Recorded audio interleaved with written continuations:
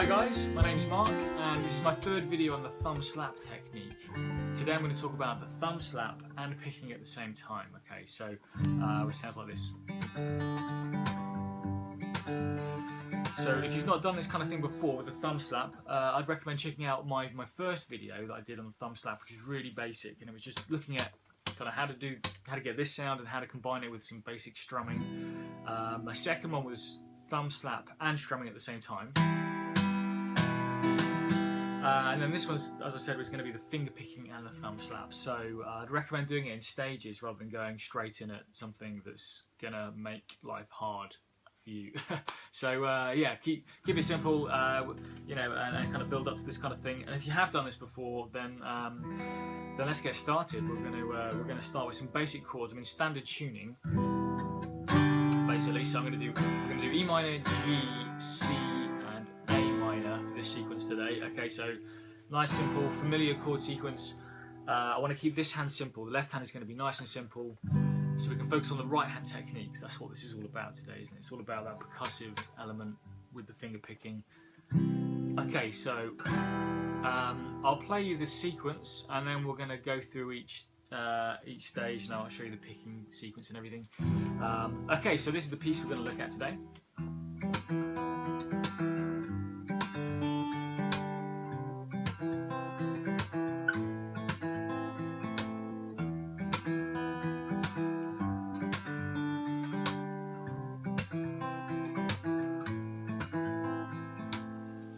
Okay, so that's the whole thing. So I think the first thing we need to do is look at the picking sequence with the thumb slaps. Okay, so I'm going to break it down really slowly. So I'll show you on an E minor chord because that's the first chord of the sequence, right? So basically, if you imagine each finger is assigned to a certain string, right? So so the thumb is going to be the low E string. I'm sure you may be familiar with this sequence anyway.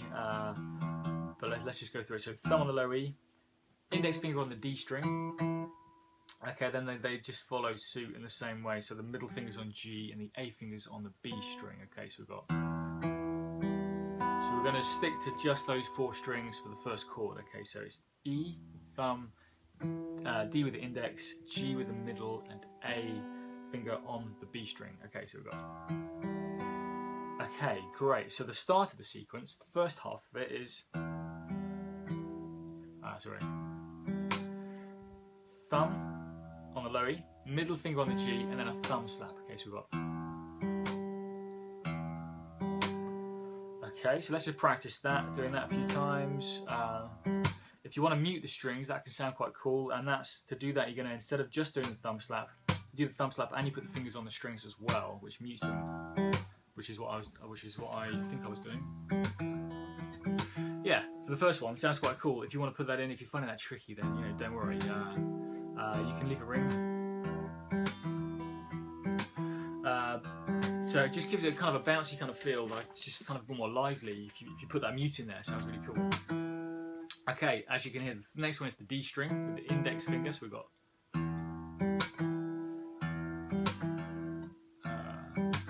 Followed by the low E. Okay, so we've got.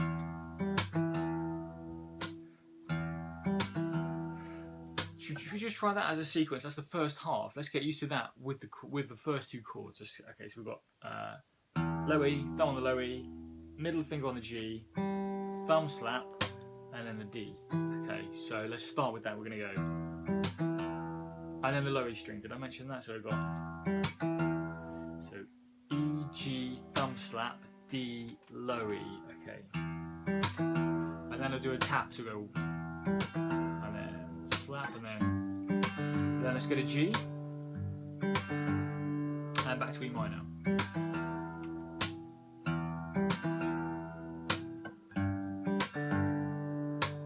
Okay, right. Let's once you've got the hang of that on those two chords, let's put it on the whole sequence now. Okay, so we're going to go E minor, G. When we go to the C chord, the root note changes to the A string. So we're going to just move the thumb to the A string, and the other fingers just stay where they are. So they're on the same string still.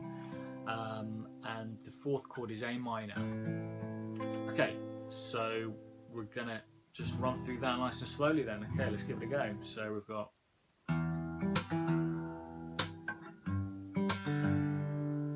C, and then A minor. And let's do it again. So E minor, and G, and C, and A minor.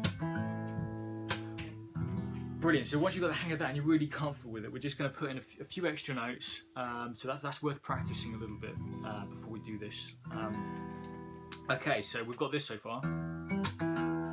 Okay, so if you just play that first half and stop on that last low E string that you pick, we're going to go. The next note is going to be an open B string with the A finger. Okay, so we've got. Great. And then it's the D string with the index, and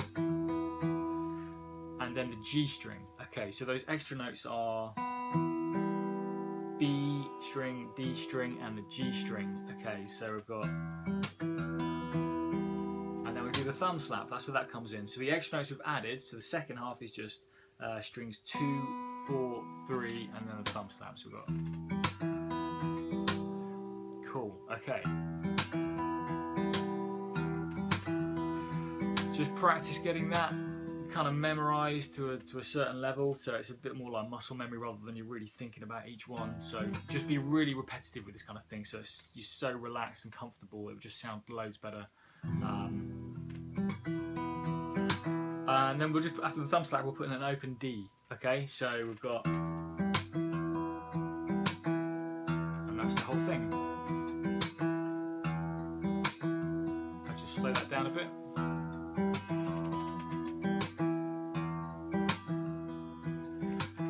Okay, excellent. Obviously, there's more things you can add into that. You can add in some bass lines and some extra, thumb taps and strums or whatever you want, any combination. But I just wanted to introduce a simple picking sequence, relatively simple, with the thumb slap, and then for you to just experiment with it and just kind of see what you want to do with it and change the chords around. So I'm just going to run through what we've done just one final time before we finish with the sequence, just to help you out and piece it all together, really. Okay, so from E minor, let's give it a go.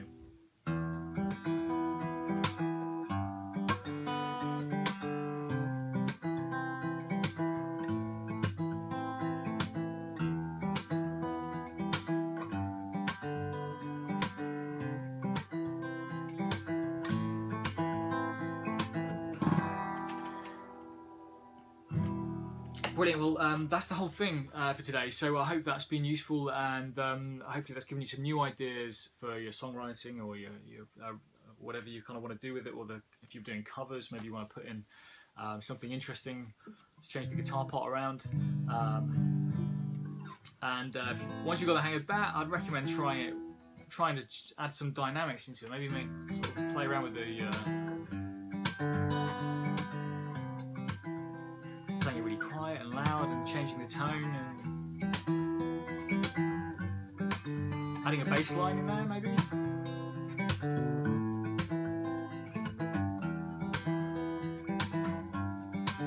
Okay, so I'm just throwing out some ideas, really. Yeah, muck around with it, have some fun, and if you like this video, please subscribe, and you can find more videos and music on my website, which is markbenwilson.com. So yeah, keep in touch, and hopefully I'll see you guys again soon. Have a good one. Cheers.